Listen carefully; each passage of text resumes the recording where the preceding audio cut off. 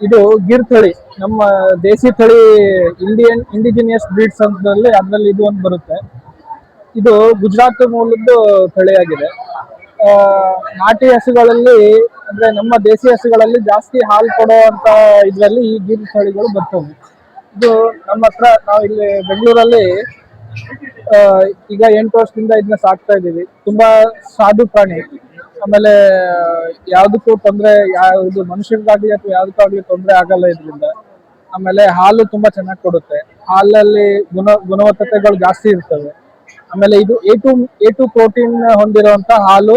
ಆಮೇಲೆ ಅದ್ರದ್ದು ಎಲ್ಲ by products A to protein ಆಗಿರೋ ಬಂದಿರುತ್ತೆ. ನಾವಿಲ್ಲಿ ಬೆಂಗಳೂರಲ್ಲಿ ಕೆಂಗೇರಿ ಹತ್ರ ಸುಬ್ರಾಯಪುರ ಪಾಳ್ಯದಲ್ಲಿ ಇರ್ತೀವಿ. ಆಮೇಲೆ ಇವು ನಾವು ಇದನ್ನೆಲ್ಲ ಹೊರಗಡೆಯಿಂದ ಡೈಲಿ ಹೊರಗಡೆ ಮೇಯಿಸ್ಬಿಟ್ಟು, ಹೊರಗಡೆ ಮೇಯ್ಸ್ ಆದ ತಕ್ಷಣ ಅದರಿಂದ ಕಟ್ಬಿಟ್ಟು ನಾವು ಇದನ್ನ ಸಾಕಲ್ಲ. ಇದನ್ನ ಮೇಯಿಸ್ಬಿಟ್ಟೆ ನಾವು ಇದನ್ನ ಮಾಡೋದು. ಯಾಕಂದ್ರೆ ಹೊರಗಡೆ ಸೂರ್ಯನ ಕಿರಣಗಳು ಎಷ್ಟು ಇದು ಭುಜದ ಮೇಲೆ ಬೀಳುತ್ತೋ ಅಷ್ಟೇ ಹಾಲಿನಲ್ಲಿ ತಪ್ಪ ಬರುತ್ತೆ. ಹಸುಗಳು ಹೆಲ್ದಿ ಆಗಿರ್ತವೆ. ಹಸು ಆರೋಗ್ಯಕ್ಕೂ ಒಳ್ಳೇದಾಗಿರುತ್ತೆ.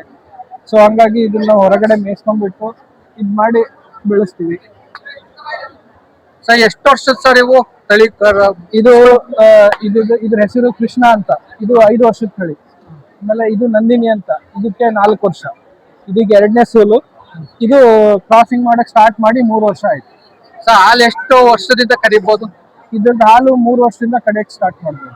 ಒಂದ್ ವರ್ಷ ಎಷ್ಟು ಲೀಟರ್ ಕೊಡುತ್ತೆ ಸರ್ ಇದು ಹಾಲು? ಎವರೇಜ್ ಆಗಿ 10 ಲೀಟರ್ ಪರ್ ಡೇ ಕೊಡುತ್ತೆ. ಕಮ್ಮಿ ಅಂದ್ರೂ 10 ಲೀಟರ್, ಜಾಸ್ತಿ ಅಂದ್ರೂ 20 ಲೀಟರ್ ವರೆಗೂ ಇದಾವೆ. ಬೆಳಗ್ಗೆ ಸಾಯಂಕಾಲ ಸೇರಿಸಿ. ಥ್ಯಾಂಕ್ಸ್.